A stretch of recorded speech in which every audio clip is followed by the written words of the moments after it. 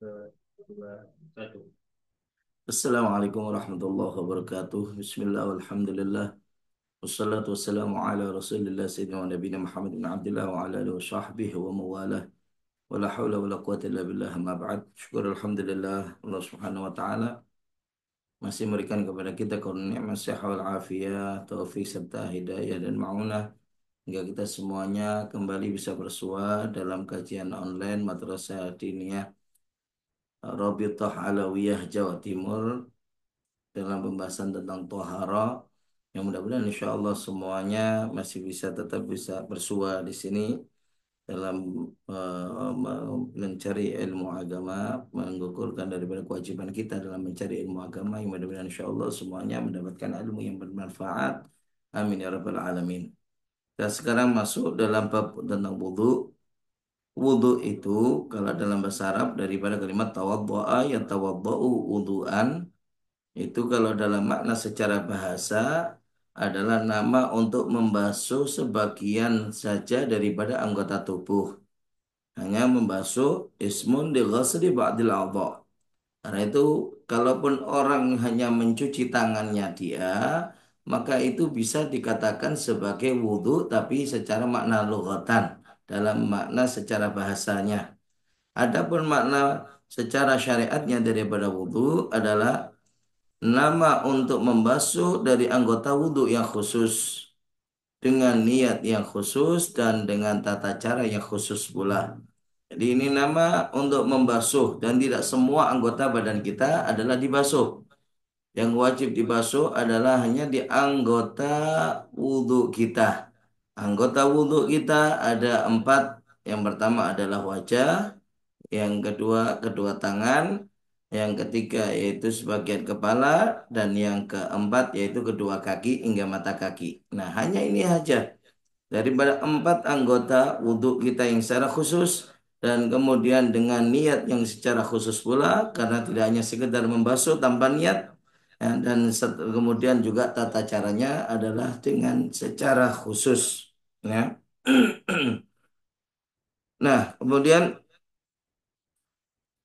dalam rukun-rukun wudhu ini ada enam macamnya.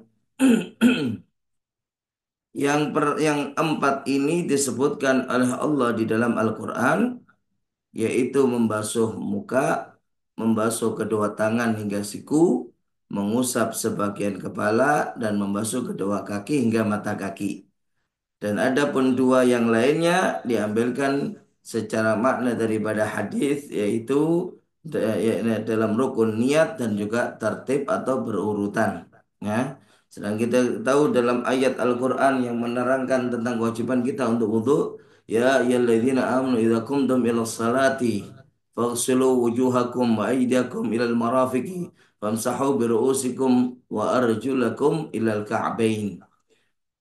Nabi Allah Subhanahu wa taala berfirman dalam Al-Qur'an, ya wahai orang-orang yang beriman, idza kumtum ay idza aradtum, jika kamu menghendaki untuk melaksanakan daripada salat, maka faghsilu wujuhakum, basuhlah wajah kalian,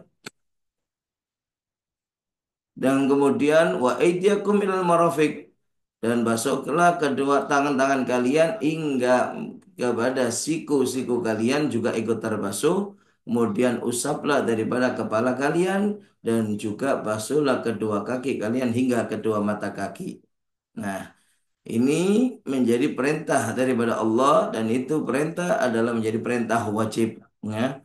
Nah, kalaupun dikatakan kenapa kita harus melaksanakan daripada wudhu, karena kita tahu bahwasanya salat itu adalah munajatnya hamba kepada Allah Subhanahu wa taala.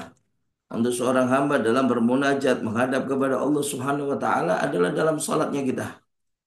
Nah, karena itu di saat kita adalah menghadap kepada Allah Zat yang Maha Suci, maka tidak layak bagi seorang hamba untuk menghadap kepada Zat yang suci kecuali setelah kita mensucikan diri kita juga dengan cara berwudu atau juga mensucikan daripada semua najis ya. Nah, ini makanya kenapa diwajibkan untuk berwudu ya. Nih.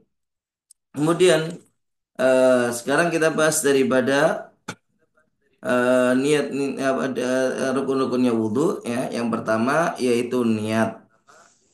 Di antara contoh kita niat dalam wudhu adalah seperti niat mengangkat hadas, niat untuk berwudhu yang wajib, niat berwudhu agar diperbolehkan sholat, niat bersuci agar diperbolehkan sholat, ya. Nah, atau ke niat bersuci yang wajib itu semuanya juga bagian daripada niat yang diperbolehkan dalam niat-niatnya wudhu. Nah, jadi tidak menjadi persyaratan harus dalam menggunakan dalam bahasa Arab. Yang secara umum kan dalam bahasa Arab seperti yang kita kan nawaitul wudhu'a li rafil haditsil asghari. Fardhan lillahi ta'ala, saya niat wudhu untuk mengangkat hadas kecil fardu karena Allah Ta'ala. Itu kan kalau yang biasanya kita pergunakan. Tapi kalaupun kita hanya menggunakan dalam hati kita menyatakan saya niat untuk wudhu atau saya niat untuk wudhu yang wajib, saya niat bersuci yang wajib, maka semuanya sudah cukup. Nah, sekarang yang jadi permasalahan, niat itu adalah pekerjaannya hati bukan lisan. Karena itu di dalam berniat ini sebenarnya itu pelaksanaannya adalah di dalam hati. Bukan pelafatan dengan lisan kita. Adapun melafatkan dengan lisan itu adalah disunnahkan sebagai bentuk untuk membantu daripada hati kita supaya ingat dengan pekerjaan yang akan kita kerjakan. Di saat lisan kita berlafatkan maka akan nyambung ke hati untuk mengingatkan hati kita. Sehingga semua hati kita tahu apa yang akan kita perbuat, dari situ akan mengingatkan hati untuk berniat. Nah, ini daripada tempat niat yaitu di dalam hati. Nah, adapun waktu pelaksanaannya, waktu niat itu adalah berbarengan dengan awal ibadah. Nah, sehingga kita lihat awal ibadahnya itu apa? Karena niat harus bersamaan dengan awal ibadah. Kalau seandainya kita dalam sholat, sholat itu karena awal ibadahnya takbiratul ihram, maka niatnya kita adalah bersamaan saat kita melafazkan takbiratul ihram, melafazkan Allahu Akbar dalam hati kita niat. Bukan niat yang sebelum kita melaksanakan takbir. Nah, dalam wudhu juga demikian, karena awal pekerjaan wudhu adalah membasuh wajah, maka niat kita adalah dengan saat bersamaan ketika kita membasuh wajah. Ya, nah itulah yang dikatakan sebagai tempatnya niat, waktunya untuk kita melaksanakan niat. Ya, ini kemudian yang kedua daripada rukun-rukunnya wudhu adalah membasuh muka atau membasuh wajah. Dan ini semua daripada apa yang ada di batas wajah harus terbasuh secara yakin. Ya, harus semuanya terbasuh sehingga kita harus tahu apa yang menjadi batas daripada wajah. Ya, itu harus kita ketahui pasti apa batasnya daripada wajah kita. Nah, itu. Makanya di sini dibahas batas daripada wajah adalah kalau ukuran memanjang itu antara tempat tumbuhnya rambut kepala yang secara normal hingga ujung daripada dua tulang rahang, pertemuan antara rahang kanan dengan rahang kiri. Nah, ini.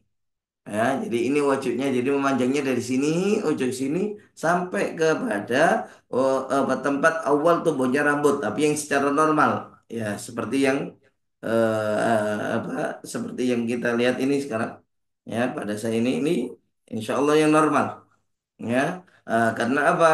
Kalau seandainya ada orang yang pertumbuhan rambutnya itu tidak sebagaimana normalnya orang, contoh misalkan dia tumbuhnya ada di atas ini, jadi bagian depannya ini tidak ada rambut sama sekali, maka bagaimana? Kita tidak mewajibkan untuk membasuh sampai ke bagian atas, karena ini sudah bukan lagi bagian wajah, tapi sudah masuk kepada batasan kepala.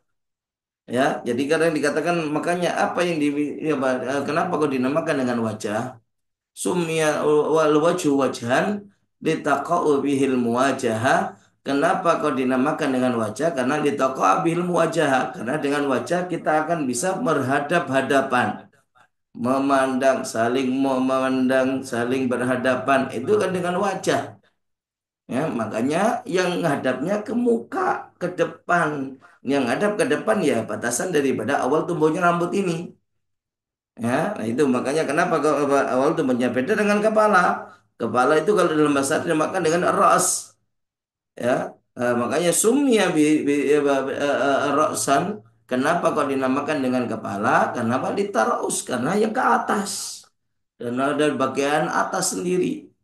Nah, itu makanya kan apa beda dengan antara batas wajah dengan kepala. Dibatasi dengan awal tumbuhnya rambut tapi secara normal. Makanya kalau ada orang awal tumbuhnya di sini, nggak wajib membasuh bagian yang sini. Ini sudah bukan batas wajah. Atau sebaliknya, tumbuhnya sampai ke batas dahi ini. Maka bagaimana? Wajib membasuh semua rambut yang di sini, bagian dahi itu wajib dibasuh ya sampai ke batas normalnya orang. Ya, itu seperti gini. Loh. Walaupun di sini adalah tumbuhnya rambut semuanya tetap karena ini bukan lagi batas kepala, tapi ini masih masuk dalam batas wajah.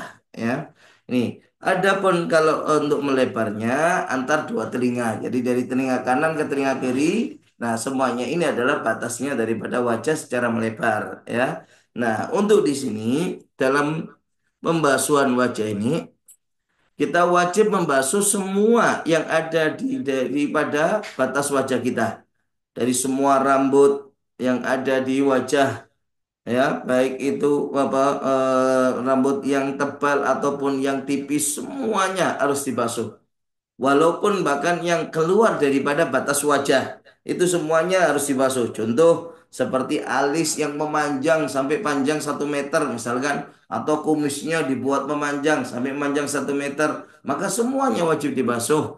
Baik itu tipis atau tebal, semuanya adalah wajib dibasuh, bagian luar dan bagian dalam.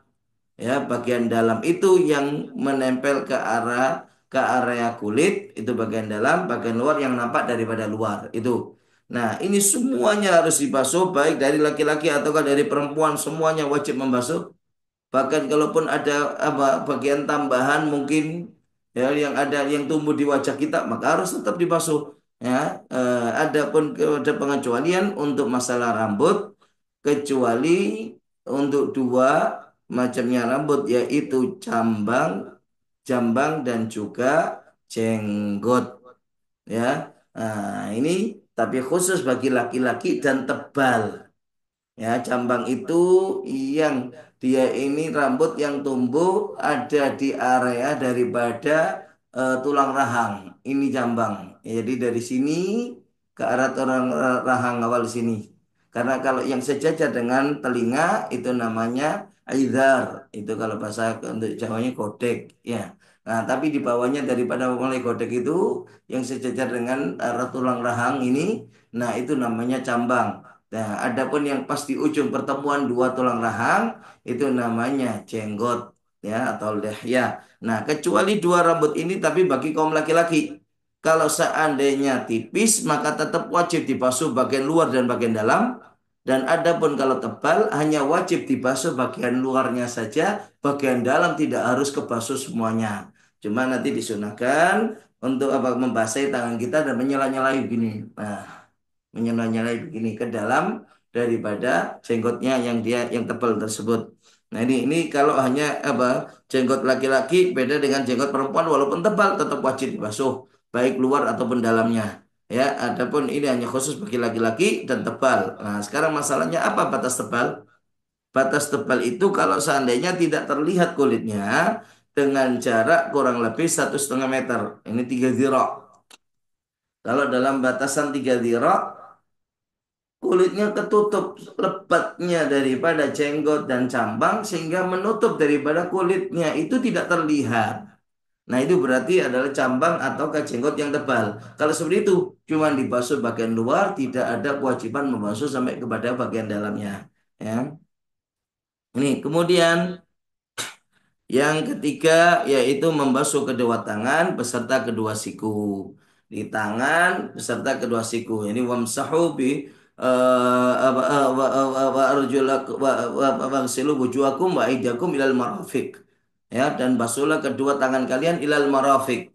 Kalimat ilah di sini kata banyak penafsir ya lebih-lebih daripada Al-Imam Syafi'i itu mengatakan ilahnya bermakna ma'ah ya atau kailah walaupun itu adalah daripada huruf ghayah tapi memasukkan karena dalam masuk dalam jenisnya daripada tangan siku ini masih masuk dalam bagiannya tangan maka siku itu ikut ya makanya itu ada ilah yang bermakna ma'a Jadi wa aidiakum ilal marafiqi ay ma'al marafiqi beserta siku-sikunya harus ikut terbasuh. Makanya di sini harus perhatian ya kadang-kalanya Pak untuk pembasuhan ini mulai ujung daripada kuku sampai tulang siku harus terbasuh sehingga siku ini naik ke atasnya sedikit harus terbasuh untuk memastikan semuanya bagian tangan itu adalah terbasuh mulai ujung tangan, ya ujung jari sampai ke bagian siku dan di atasnya daripada tulang siku itu untuk memastikan kalau semua bagian tulang siku harus terbasuh. Ya, ini menjadi kewajiban. Yang kadang-kalanya orang adalah Pak karena lengan bajunya itu agak sempit sehingga nggak bisa membuka ke semuanya. Yang kadang-kadang cuma sekian, sikunya nggak terbuka, dibasuh seukuran kemampuannya untuk buka. Nah ini nggak sah wudhunya. Ya karena siku juga harus ikut terbasuh. Ya. Nah, ini membasuh wajib membasuh sebagian daripada lengan atas dalam artian di atas tulang siku untuk supaya yakin terbasuhnya semua bagian daripada tangan dan untuk basuhan yang tangan semua yang ada di tangan ini wajib dibasuh mulai daripada rambut bulunya mau tipis tebal wajib dibasuh luar dan bagian dalamnya mau ada tambahan, misalkan jemarinya bukan lagi 6, 5 tapi 6. Ada tambahan jemari lagi misalkan di samping kelingking, wajib dibasuh. Bahkan kalaupun tangannya bercabang, selama cabangnya itu bukan dari lengan atas tetapi masih di bawah daripada siku, maka kedua lengan itu wajib dibasuh. Ya, karena itu masih masuk dalam bagian yang wajib dibasuh daripada lengan dia. Itu. Kemudian yang berikutnya, yang keempat, yaitu membasuh sebagian daripada kulit kepala atau rambut yang masih di batas kepala. Jadi yang pastinya adalah kulit kepala. Itu kalau sudah kena kulit kepala, maka bagaimana? Sudah sah. Ataupun rambut, tapi kalau untuk rambut perlu hati-hati. Karena rambut saja yang tidak mengena ke kulit kepala itu baru sah di saat apa masih di batasnya daripada kepala. Ya, karena itu kalau seandainya ada orang mengusap cuman di bagian ujungnya, lebih-lebih seperti perempuan misalkan. Karena nggak ngusapnya gini, tapi diambil bagian ujung ini yang diusap. Maka bagaimana? Nggak sah. Karena ujungnya ini kan dari rambut yang panjang sudah keluar daripada batas kepala ini. Ya, karena sudah keluar batas kepala, maka nggak sah untuk diusap. Harus yang masih di batas kepala. Itu kalau rambut. Tapi kalau sudah kena kulit kepala, maka sudah dipastikan itu adalah kesah. Ya. Nah, ini kemudian eh, dalam syarat rambut yang boleh diusap ketika diurai tidak keluar daripada batas kepala. Dan ini melihatnya dari arah turunnya rambut. Spesial kalau di bagian depan gini itu ke depan, jadi nggak keluar batas kepala yang ini. Kalau yang bagian belakang itu kan turunnya ke belakang juga, ya daripada tengkuknya itu. Bukan yang belakang ini kalau ditarik ke depan, padahal panjang. Kalau ditarik ke depan nggak keluar batas ini. Tapi seandainya ditarik ke belakang, ya keluar batas. Nah itu tetap nggak boleh kalau diusap bagian ujungnya aja. Tapi kalau seperti itu harus diusap bagian pangkalnya. Kalau sudah pangkal daripada rambut dipastikan masih di batasnya kepala. Nah kalau seperti itu baru boleh. Ya, kalau seperti itu baru boleh dan juga di sini dalam rukun yang nomor 4 mengusap kepala. Memang kalau di dalam mazhab kita Imam Syafi'i itu yang dimaksudkan mengusap kepala di situ adalah mengusap sebagian kepala. Famsahu biru'usikum menurut beliau huruf ba biru'usikum itu adalah litab'id menunjukkan makna sebagian sehingga famsahu ba'da ru'usikum usaplah sebagian daripada kepala kalian. Nah, jadi maknanya seperti itu. Sehingga mengusap walaupun cuma satu helai rambut tapi yang masih di batas kepala boleh. Walaupun cuma satu jari boleh. Makanya kalau kita ngikuti ini khususnya perempuan kadang yang berwudu ada di tempat umum. Ya sudah ambil aja basahan di tangan atau bahkan cuma satu jari basah tinggal dimasukkan ke dalam jilbabnya dia. No. Ya, ini sudah sah kalau menurut dalam mazhab Imam Syafi'i. Ya, kalau dalam mazhab Imam Syafi'i boleh itu dinyatakan sah. Apalagi inti sebenarnya dari mengusap itu bukan usapan seperti begini. Nah, tidak. Tapi intinya itu adalah sampainya daripada basahan kepada kulit kepala ataukah kepada rambut yang masih di batas kepala tadi. Dalam artian kalaupun nggak ada daripada gambaran mengusap, tapi basahan itu sampai sehingga walaupun mengusapnya di atas yang masih terhalang oleh sesuatu benda semisal kain, selama basahan itu nembus ke bagian dalamnya, ke kulit kepala, maka hukum mengusap kepalanya tetap sah. Contoh, kayak seperti ini pakai kopiah, nggak mau ngelepas kopiahnya, tangan tak basahi, tak taruh di atas. Ya, dari tangan yang basah ini, basahan itu nembus kepada kopiah hingga mengena kepada rambut ataukah kepada kulit kepala, maka sah usapannya. Nah, ibu-ibu juga untuk bagi perempuan juga demikian. Kalau perempuan misalkan apa khawatir kalau seperti itu kelihatan auratnya, rambutnya, sehingga apa bisa aja tangannya dibasahi, kemudian ditempelkan ke kerudungnya, di atas kerudungnya, selama tahu kalau kerudungnya tak basahan itu adalah tembus tembus sampai ke bagian kulit yang di kepala atau ke rambut yang masih di batas kepala, maka sudah sah. Ya, makanya demikian sudah dinyatakan sah itu. Kemudian yang kelima adalah membasuh kedua kaki beserta mata kaki. Nah, ini basuh kedua kaki, waghsilu wujuhakum wa aydiyakum ilal marafiq famsahu bi ru'usikum wa arjulakum ilal ka'bain, dan basuhlah daripada kaki-kaki kalian ya ila bimana ma'a juga ya bersamaan dengan kedua mata kaki kalian. Ini makanya kedua mata kaki ini menjadi kewajiban sehingga harus dibasuh sebagian bagian atasnya ya daripada mata kaki untuk memastikan kalau bagian yang wajib yaitu hingga mata kaki itu semuanya terbasuh secara yakin ya, terbasuh secara yakin karena memang itu sudah masuk daripada kewajiban yang harus ikut dibasuh di dalam pembasuhan kaki dalam wudhu kita ya. Kemudian seperti halnya pada tangan ya, seperti halnya pada tangan, sehingga semua yang ada pada batas wajib yang untuk kita basuh pada kaki, baik berupa bulu ataukah berupa anggota tambahan, misalkan jemari kakinya bukan 5 tapi 6, ya itu harus terbasuh semuanya, walaupun bulunya tebal ya tetap harus terbasuh bagian luar dan bagian dalamnya. Ya, termasuk yang perlu diperhatikan adalah bagian tumit. Itu daripada kadang-kalanya sering ada pecah-pecahan kulitnya atau di atas tumit yang sering kulitnya itu adalah mengkerut. Nah, itu harus disampaikan semuanya air ke dalamnya. Ya, karena yang pecah pun air berarti harus masuk ke dalamnya. Ya, ini yang tidak boleh untuk tidak sampai. Kalau itu tidak sempurna, maka tidak sah wudhunya. Orang kalau sudah dikatakan tidak sah wudhunya, walaupun mengerjakan sholat berapa banyak pun, sholatnya tetap dinyatakan tidak sah. Makanya Nabi SAW pernah memperingatkan kepada kita ya sambil mengatakan wailun lil aqabi minan nar, celaka daripada tumit-tumitnya seseorang minan nar, daripada api neraka. Kenapa dikatakan membahas tentang tumit?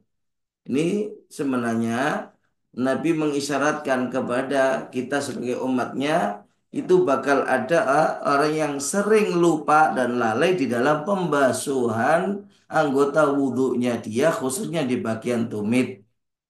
Ya, kadang-kalanya pecahan nggak dibasuh sampai ke bagian dalamnya atau kerutan yang ada di atas tumitnya nggak dibasuh. Nah, ini yang kadang-kalanya.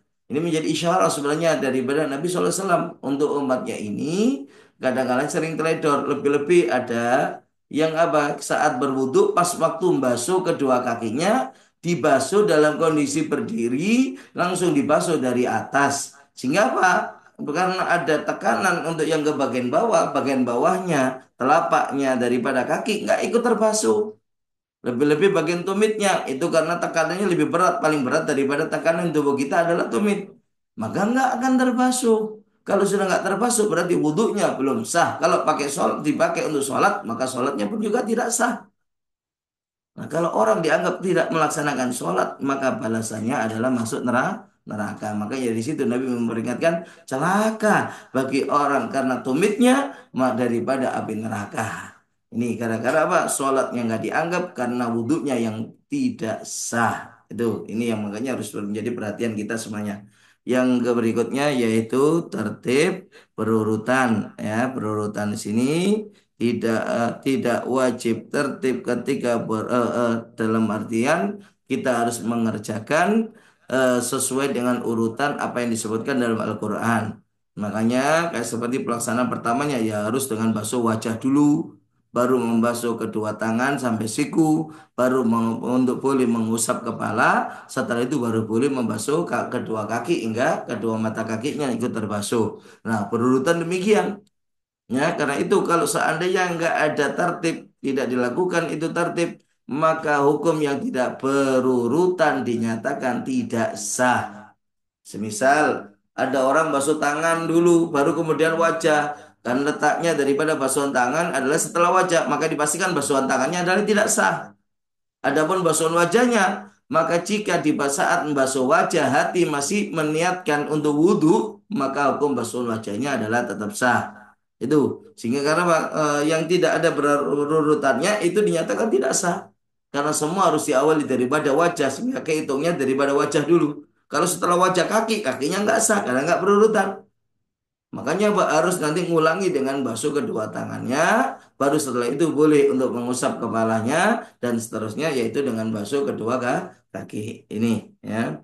Ini dalam rutan tertib dan untuk tertib ini bisa menjadi tidak wajib di saat orang wudhunya dengan menceburkan dirinya ke dalam air. Contohnya misalkan dalam kolam renang ada orang yang masuk sehingga berendam, memasukkan semua tubuhnya ke dalam air. Nah, saat tubuhnya itu berada di dalam air, dia berniat untuk wudhu. Maka langsung dengan di saat dia keluar daripada air itu sudah saat itu juga langsung sah wudhunya dan semua hadasnya sudah dinyatakan terangkat. Walaupun dalam waktu yang singkat saat dia berada di dalam air tersebut. Itu dinyatakan tetap ya sehingga berurutannya dianggap tidak ada dan hanya diperkirakan sesingkat mungkin. Ya, jadi saat itu pun dinyatakan semua daripada wudhunya adalah sah dan hadasnya pun dinyatakan hilang. Ya, ini dalam bahasan kita sebelum kita masuki sunnah-sunnahnya daripada wudhu, mungkin ada yang mau ditanyakan terlebih dahulu. Eh, Silakan.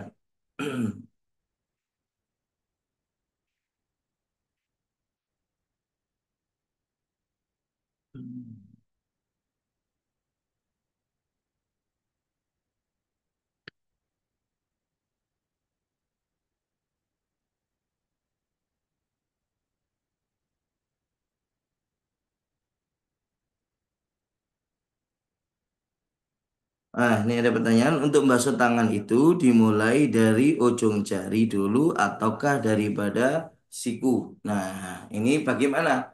Nah, dilihat kalau dia itu adalah membasuhnya itu bukan dibasuhkan oleh orang, tapi membasuh sendiri, maka sunnahnya dari ujung jari.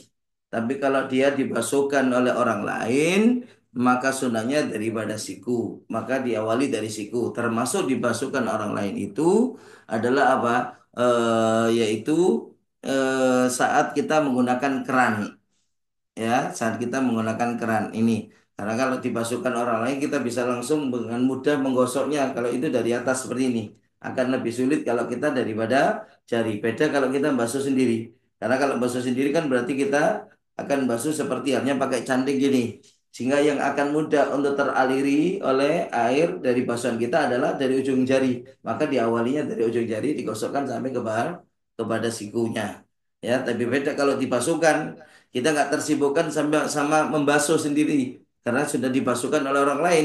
Nah, maka bagi kita tinggal cukup apa, menggosok saja. Nah, itu karena itu lebih mudahnya dibasuhnya dari arah siku, ya. Itu.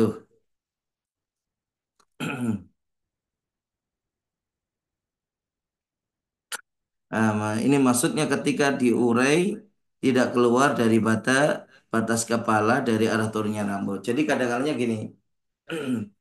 Kadang-kalanya ada orang itu yang semisal rambutnya itu adalah ikal ataukah diikat misalkan ya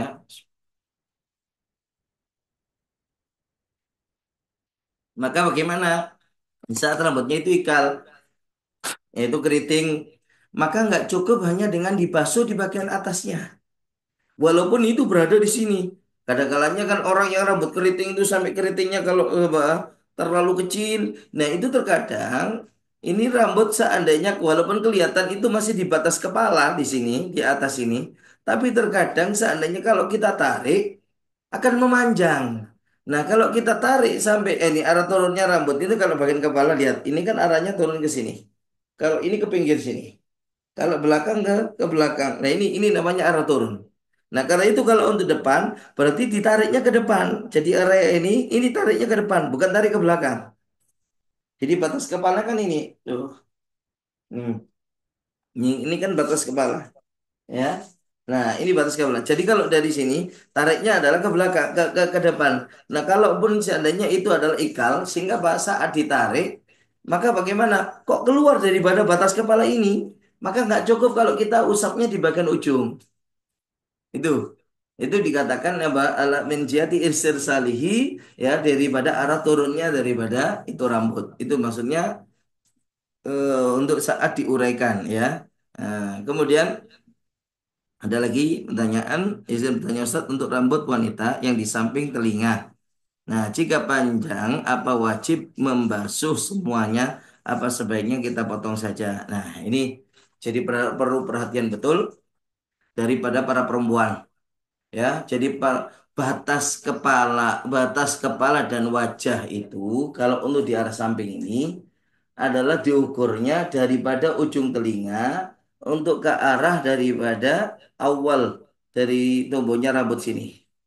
Itu kalau ditarik garis pakai benang misalkan. Nah, ditarik dari ujung bagian atasnya telinga, maka bagaimana? Yang masih di bawahnya itu tali, maka itu masih masuk batas wajah. Karena itu kayak seperti ini godek, ya, ini daerah sedikit ini, ini, ya, sama godek itu adalah masih masuk batas kepala.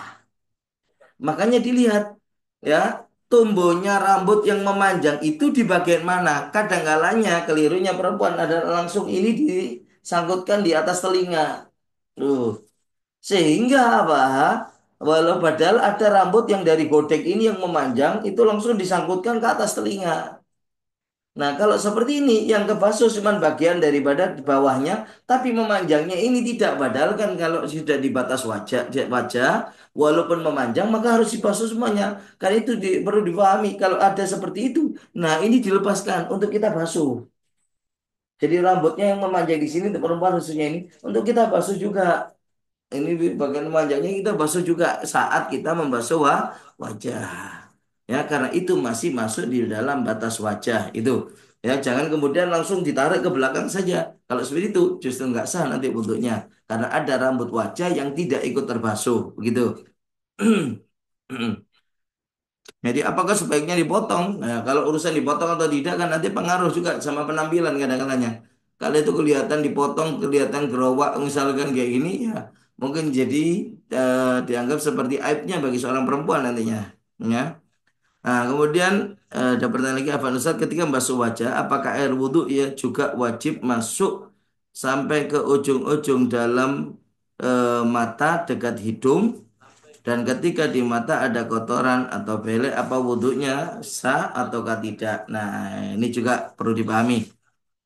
Yang termasuk bagian bohir yang harus terkena basuhan daripada air wudhu kita adalah tempatnya celak. Ini yang dicelak ini itu adalah termasuk anggota bohir yang harus kebasuh. Nah, makanya sebelum kita wudhu, lebih-lebih kalau bangun tidur subuh misalkan. Nah, itu diperhatikan kalau ada kotorannya dibersihkan. Kalau ada celak, apalagi celaknya tebal dibersihkan. Termasuk make up. Nanti dalam syarat wudhu kita bahas. Ya, nah karena itu ketika saat kita basuh wajah itu, makanya kan basuh wajah gini. Ya, masuk dari atas, kita kelucurkan kan air turun, mengelucur sambil kita basuh meratakan seperti ini. Dan lihat untuk supaya merata jempolnya ini ke bagian bawah, ini namanya safhatul unuk daripada tulang rahang. Nah, nah kemudian sunnahnya menggunakan dua jari ini, jempol sama jari tengah ini untuk gosok. Nah, gosok gini. Nah, dari pinggir semuanya ke tengah. Loh, ini. Ya, ini namanya lihat, ini mau, ya. Jadi gini, ya, jadi ini supaya apa? air bisa masuk kepada bagian yang dicelai. Nah, karena itu termasuk anggota zahir. Karena itu kalau seandainya ada kotoran yang sudah mengering di situ, ya, kotoran yang sudah mengering yang kemudian menjadi penghalang air sehingga air nggak masuk ke bagian dalamnya, termasuk juga karena ada celaknya, apalagi celaknya tebel. Nah, ini maka bagaimana wudhunya nggak sah, ya. Jadi harus dibersihkan terlebih dahulu. Itu. Kemudian Afan Ustaz, nah, bagaimana jika di tangan dan di kaki bulunya lebat ketika wudhu? Bagaimana cara membasuhnya? Apakah perlu digosok agar airnya terbasuh rata? Nah, ini juga bagaimana? Karena ketika tangan dan juga kaki itu ada bulu walaupun lebat kan harus terbasuh baik kulit maupun bulu, walaupun bulunya panjang. Ya, jadi bulu di tangannya ini misalkan panjang segini, harus dibasuh semua bulunya sampai panjang itu harus dibasuh. Karena itu berarti apa? Kalau basuhan kita semprot aja, sekiranya itu belum memastikan akan terkena, ya wajib bisa menjadi wajib untuk kita gosok. Tapi kalau oh enggak sudah kena dengan disemprot aja misalkan kena, nah, maka bagaimana? Enggak wajib tapi tetap sunnah. Ya, sunnah karena menggosok itu akan semakin menyampaikan air ke kulit ataukah ke rambut kita. Nah, dan belum lagi untuk keluar daripada khilafnya Imam Malik yang mengatakan wudhu itu wajib menggosok. Ya, jadi kalau hanya basuh tambah digosok menurut mazhabnya Imam Malik tidak sah dalam basuhan wudhunya dia itu. Hmm. Kemudian ya ini sudah kita bisa kembali lagi untuk pembahasan kita ya. Hmm.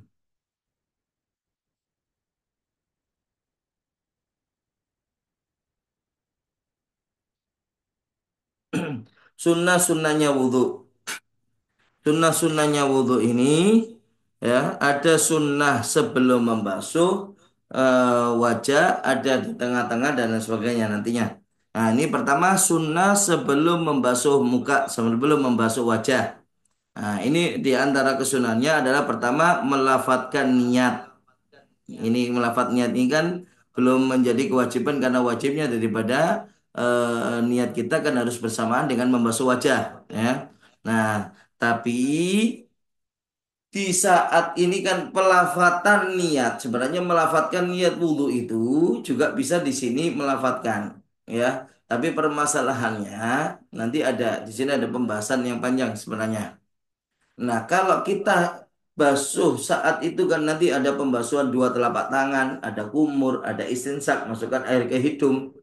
Itu termasuk bagian daripada sunah-sunahnya wudhu. Tapi ini karena sebelum basuh wajah berarti belum masuk di dalam basuhan di dalam niatnya wudhu. Maka perlu diniati. Kalau ini belum ada niat, maka tidak mendapatkan kesunahan daripada sunah-sunahnya wudhu. Nah, tapi jadi permasalahan. Kalau kita dari basuh tangan ini kita sudah niat wudhu bagaimana? Boleh sebenarnya dengan syarat nanti saat di wajah tetap ada niat di hati kita untuk wudhu. Cuman timbul masalah yaitu saat kita kumur. Kalau kita kumur, air kalau mengena ke merahnya daripada bibir kita sudah otomatis langsung jadi basuhan wajah. Sehingga kumur dan istinsaknya kesunan itu dua-duanya hilang. Ini jadi masalah. Karena itu ulama kemudian mengajarkan saat membasuh kedua tangan kita, kita niat melaksanakan sunnah-sunnahnya wudhu. Gitu. Ya, kemudian kita baca basmalah, kita baca ta'awud, bismillahirrahmanirrahim, a'udzubillahi minasyaitonirrajim. Kemudian kita bersiwak ya. Jadi setelah membaca apa sebenarnya dari bersiwak ini ya kalau menurut pendapat yang kuat yaitu pendapatnya Ibnu Hajar letaknya adalah setelah membasuh kedua tangan. Jadi basuh kemudian kita basahi dari ujung siwak kita bersiwakan biasa. Ya. Nah, itu. Jadi kita saat basuh niat melaksanakan basuh belum basuh kedua telapak tangan, niat melaksanakan sunnah-sunnahnya wudhu. Kemudian kita basuh setelah basuh kedua telapak tangan baca bismillah, baca ta'awudz a'udzubillahi minasyaitonirrajim, kemudian bersiwak ya. Nah, ini kita bersiwak. Setelah itu kita baru melaksanakan madmadah dan istinsyak. Madmadah itu berkumur, kemudian istinsyak itu memasukkan air ke dalam hidung. Ya. Itu dua-duanya adalah sunnah dan caranya dengan mengerjakan dengan menggunakan tangan kanan. Nah, afdolnya dalam pelaksanaan madmadha dan istinsyak itu adalah penggabungan antara madmadah dan istinsyak dengan sekali pengambilan air. Jadi setiap kita ngambil air, digunakan sebagian untuk madmadah berkumur, sebagian lagi sisanya untuk istinsyak, masukkan air ke hidung. Itu yang dinamakan dengan wasal. Itu yang paling afdolnya dan seperti itu diulangi 3 kali. Jadi kalau kita ngambil ya, mengambil bisa dengan dua tangan gini bisa ya. Ambil kemudian sebagian kita pakai untuk berkumur. Kalau kita tidak dalam keadaan berpuasa, maka sunnahnya mubalaghah. Oh, dibuang. Sisanya yang ada kita masukkan ke hidung. Ya, pelan-pelan, kemudian diurut untuk dikeluarkan. Ini diulangi yang semacam ini 1 kali, diulangi 3 kali. Ambil lagi. Oh. Kemudian sisanya juga ke hidung, dikeluarkan. Nah, terus diulangi 3 kali. Itu dalam tata cara pelaksanaan madmadah dan juga istinsyak. Dan kemudian ada ya, untuk istinsarnya tadi itu, nah, dari istinsyak keluarkannya namanya istinsar. Jadi diurut ini untuk keluar. Ya, dan ini kemudian mengerjakan semua bagian ini adalah sebanyak 3 kali semuanya. Ya, ini sebelum membasuh wajah. Ada lagi sunnah-sunnah ketika kita membasuh wajah. Apa saja? Ya, pastinya adalah melafatkan niat wudhu. Ini melafat kalau bil lisan itu adalah sunnah. Tapi kalau dalam hati itu yang wajib. Ya, kalau dalam hati itu yang wajib. Kemudian memulai basuhan dari bagian atas wajah. Nih, makanya jadi jangan gini ke atas. Tapi dari atas untuk jika air itu mengelucur. Kalau air sudah mengalir untuk ke bagian bawah wajah, nah saat itu kita kemudian mengerokkan untuk meratakannya ke seluruh bagian wajah. Memperhatikan ujung mata sebelah hidung dan ujung yang lainnya dengan jari telunjuk, ya, bisa dengan telunjuk begini bisa, atau juga bisa dengan tadi ini. Nah, semacam ini. Jadi bisa telunjuk gini juga atau dua tangan ini loh. Ya, seperti ini. Dan juga mengusap kedua telinga. Nah, ini sebenarnya bukan mengusap tapi membasuh ya. Bukan mengusap tapi membasuh kedua telinga ya. Jadi bahasanya bukan mengusap sebenarnya dalam artian di saat kita membasuh wajah, walaupun batas wajah itu telinga nggak masuk ya, tapi tetap kita sertakan basuhnya itu telinga ikut terbasuh. Jadi gini, loh, telinganya ikut terbasuh, ya, kemudian jempolnya ini. Tuh. Kenapa demikian? Karena menurut sebagian ulama, walaupun bukan pendapat yang muktamad, bahwasanya telinga itu termasuk bagian daripada wajah. Loh, kalau seperti itu menurut pendapat ini, berarti telinga juga wajib harus dibasuh. Walaupun pendapat yang kuat di kalangan para fuqaha tidak masuk. Karena batasan wajah daripada bagian samping telinga ini, antar dua telinga, yaitu dari sini ke sini, itu yang dikatakan dengan batas wajah. Sehingga telinga nggak masuk. Itu. Kemudian memanjangkan daripada ghurrah. Memanjangkan ghurrah ini adalah yang dimaksud pemanjangan yang sunnah, bukan yang mala yatimul wajib illa bi fawul wajib. Karena ada bagian tipis yang melebihkan sedikit untuk memastikan bahwa wajah itu semuanya terbasuh. Kalau itu wajib hukumnya. Jadi kalau sedikit ini sedikit itu wajib hukumnya. Termasuk bagian ini wajib. Karena itu memastikan wajah ini semuanya terbasuh. Tapi yang maksud hurra yang sunnah ini lebih lagi. Jadi agak ke atas lagi. Oh, nah, walaupun wajib cukup sampai sini. Ya, sedikit ini lebih kan itu wajib. Tapi wajib lebih sunnahnya lagi ke atasnya lagi ini. Nah, ke atasnya lagi.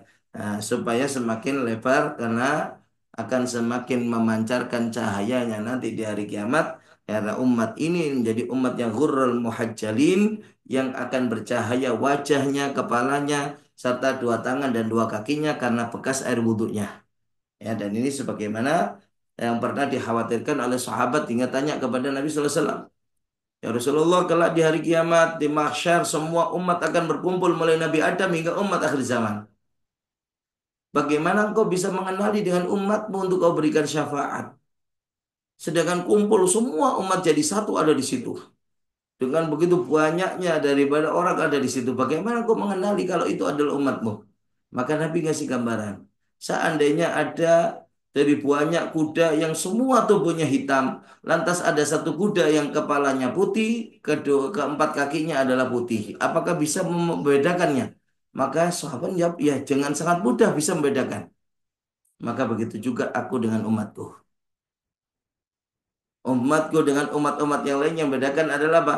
Umatku dengan bekas air wudhunya menjadikan wajah dan kepalanya mereka bercahaya, kedua tangan, kedua kakinya bercahaya. Dari situ aku bisa membedakan, oh kalau ini adalah umatku. Ya, nah di situ makanya sunnahnya diperbesar supaya mendapatkan cahaya yang lebih terang nanti di hari kiamat ya. Kemudian menggosok muka dalam artian bukan disemprot gini tanpa digosok, tapi sunnahnya adalah digosok.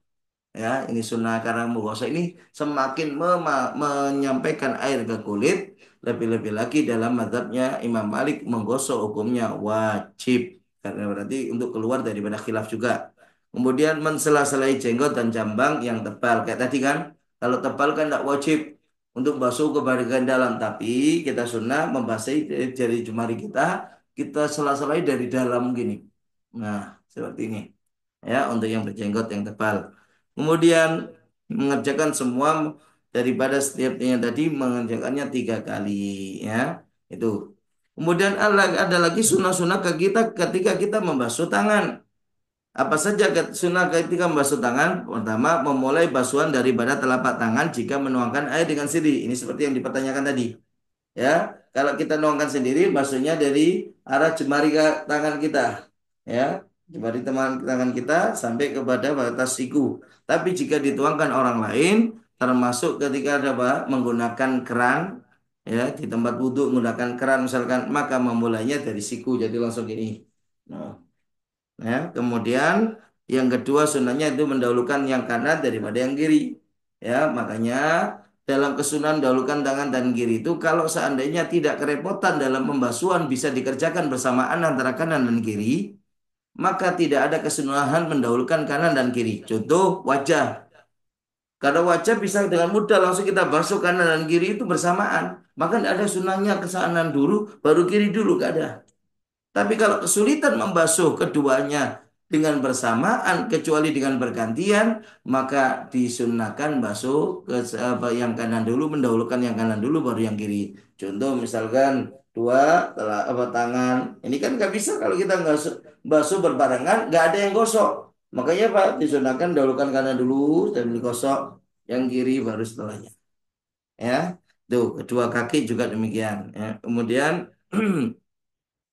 dengan menggosok ya ini sunahnya adalah supaya semakin memasukkan air menyampaikan air ke kulit dan juga keluar dari khilafnya Imam Malik mensela-selai tangan dengan cara tasbih ya kalau untuk tangan ini perlu disela-selai tapi tasbihnya jangan menggabungkan dua telapak bagian dalam ini ya karena seperti ini makruh. Menurut pendapat sebagian ulama, memang ada katakan makronya ini kalau nunggu jamaah sholat. Tapi kalau sebagian ulama mengatakan makro ini mutlak dimanapun hukumnya makruh seperti ini. Kalau tasbihnya cuma dengan dua tangan kita sendiri kayak gini. Beda kalau tasbihnya dengan tangan orang lain, maka nggak ada masalah. Nah kalau dengan pribadi kita sendiri, maka tasbihnya kalau supaya nggak makruh, yang penting nggak menggabungkan bagian dalam dua-duanya gini. Ya, jadi bisa apa bagian dalamnya kanan dengan bagian luarnya kiri dengan begini tuh. Atau dibalik. Nah, makanya kalau tasbih untuk tangan kanan, nah, tangan kiri kita dari atas segini. Kalau dari tangan kiri kita, tangan kanan kita dari atasnya, tangan kiri begini. Tuh, ini tasbihnya. Ya, mensela-selai. Kemudian memanjangkan daripada tahjil. Ini kan batas tahjil itu sebenarnya tahjil itu adalah sunnah, adalah wajib, yaitu membasuh sedikit di atasnya tulang siku, memastikan supaya siku terbasuh semuanya, itu hukumnya wajib. Itu bukan sunnah, tapi wajib. Tapi sunnahnya memanjangkan lagi. Ini jadi atas lengan atas ini basuh sampai di bawah katif ini. Ya, di bawah daripada bahu. Nah, itu baru sunnah. Ya, itu dinamakan dengan itu alatut tahjil memanjangkan tahjil. Kemudian yang berikutnya yaitu menggerakkan cincin jika air telah merata ke bawah cincin. Kalau ada orang menggunakan cincin dan tidak mau dilepas saat dia berwudu, nah kalau dilihat kalau cincinnya itu masih renggang sehingga air masih mudah untuk merasuk ke bagian dalamnya, maka cukup kita menggerakkan saat basuh tangan itu, cincin itu kita gerakkan, kita putar. Ya, itu sudah cukup. Tapi kalau cincin itu nggak akan apa menjadi penghalang air masuk kepada kulit yang di bawahnya cincin karena terlalu rapatnya, maka wajib dicopot. Ya, maka wajib harus dilepaskan kalau seperti itu. Nah, bahkan kalau gerakan pun kalau masih mungkin kan dan memasukkan air masih mungkin kan dengan cukup dengan gerakan. Gerakannya bukan sunnah tapi wajib. Bahkan kalau perlu dicopotnya bisa menjadi wajib. Ya. Kemudian terus-menerus antara basuhan wajah dan tangan. Ini namanya mualah. Ya, mualah itu kita langsung berkesinambungan setelah melaksanakan basuhan ke wajah, segera untuk membasuh kedua tangan. Itu sunnah. Tapi nanti khusus bagi orang yang daimul hadas, maka hukumnya pun jadi wajib. Ya. Jadi sekiranya hukum mualah berkesinambungan ini apa? Basuhan yang sebelumnya belum kering, dia sudah segera membasuh ke anggota yang setelahnya. Jadi setelah basuh wajah, sebelum basuhan yang di wajah mengering, kita sudah segera basuh kedua tangan. Begitu sebaliknya, apa seterusnya. Setelah sebelum basuhan yang di tangan kering, kita mengusap kepala. Sebelum usapan di kepala kering, kita segera membasuh kedua kaki. Itu namanya berkesinambungan. Ya. Mengerjakan semuanya masing-masing dari kesunahan tadi sebanyak 3 kali. Ya. Kemudian ada lagi sunnah-sunnah di saat kita mengusap kepala. Pertama, yaitu mengusap semua kepala. Ya, jadi untuk sunnahnya kalau bagi laki-laki, jadi begini. Ya, jadi kita basahi, kemudian jari telunjuknya kita pasangkan ada di bagian bawahnya dari tempat tumbuhnya rambut, dua jempolnya di pelipis. Jadi gini. Ya, kemudian kita gabungkan, kita gerakkan ke belakang. Nah, ya, ke belakang. Nah, kemudian lihat ini jempolnya ngusap di bagian telinganya juga terusap.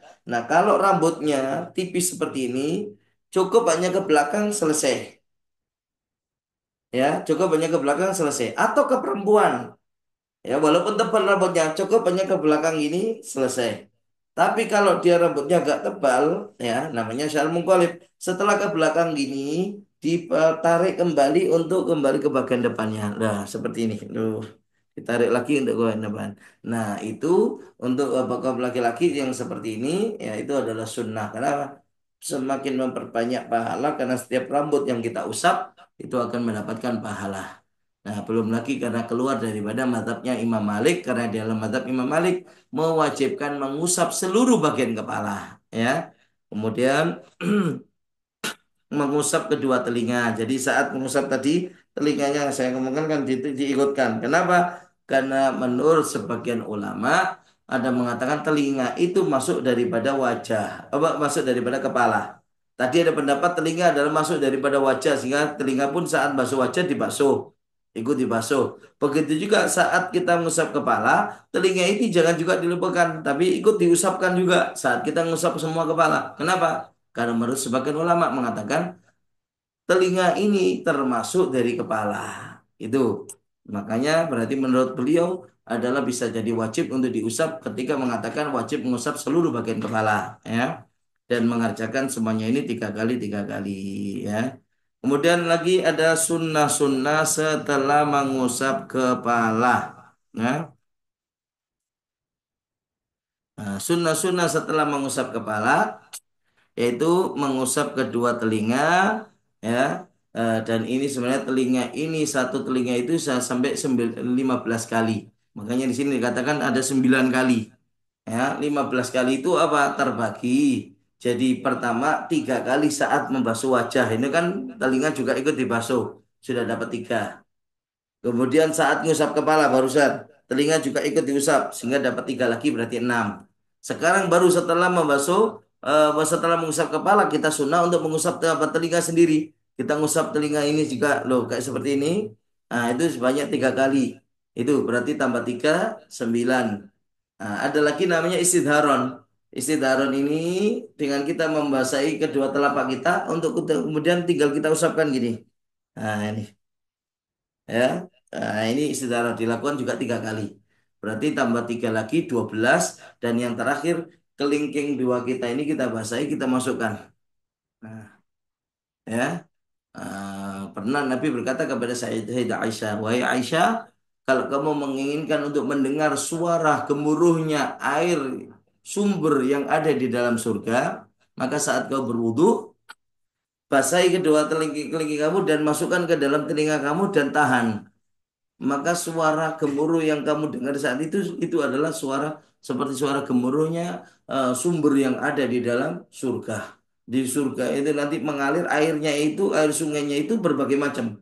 Ada yang air sungai yang jernih, seger, ada airnya itu adalah sungai madu, ada sungai khamar, ada sungai susu. Itu ya semuanya jadi kenikmatan bagi orang yang masuk ke dalam surganya Allah ya.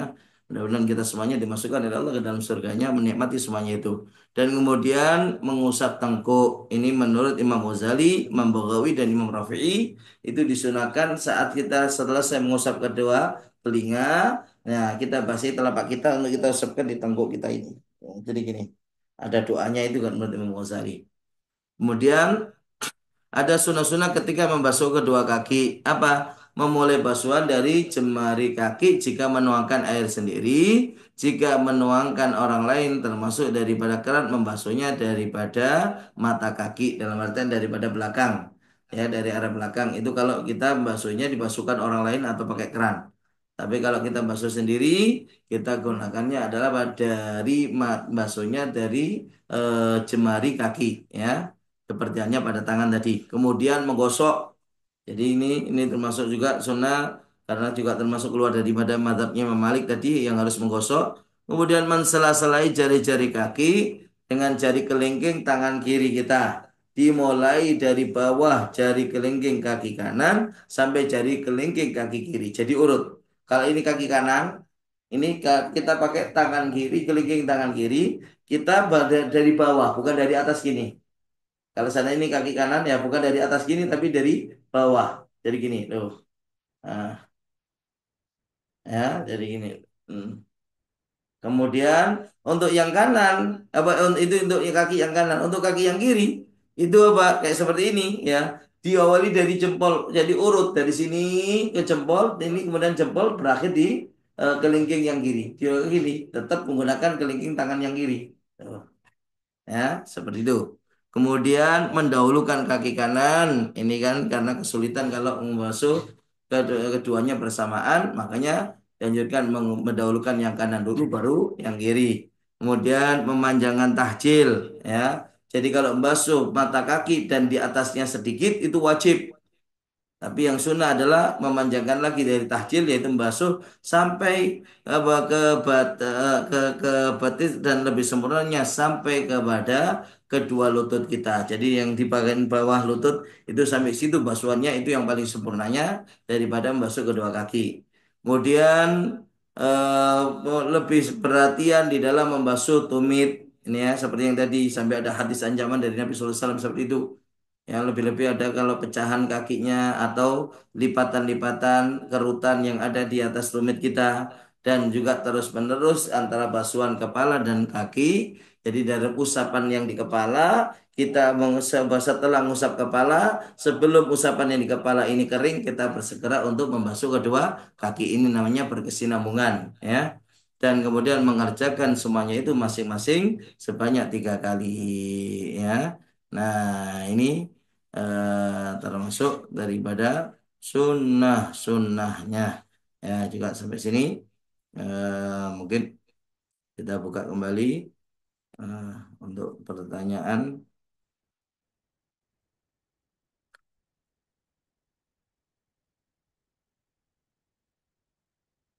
Kalau memang ada yang bertanyakan, bisa tanyakan.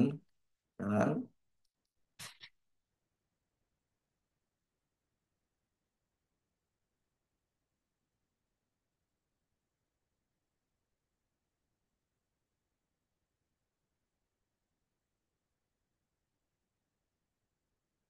tidak ada di rupanya. Hmm, mungkin bisa nanti disimpan untuk pertanyaannya dalam pertemuan yang berikutnya insya Allah ya bisa kita lanjut pembahasannya dan mungkin untuk pertemuan berikutnya bisa kembali lagi sesuai jadwal awal ya yaitu di hari Jumat ya di hari Jumat kemarin karena ada kegiatan haul dan lain sebagainya kita ganti dari Senin. Mungkin untuk berikutnya Jumat depan ini langsung kita kembali untuk apa melanjutkan daripada sesi pembahasan tentang toharoh ya. Insya Allah mudah-mudahan diberikan kesehatan semuanya oleh Allah. Amin ya rabbal alamin. Barakal Fatihah.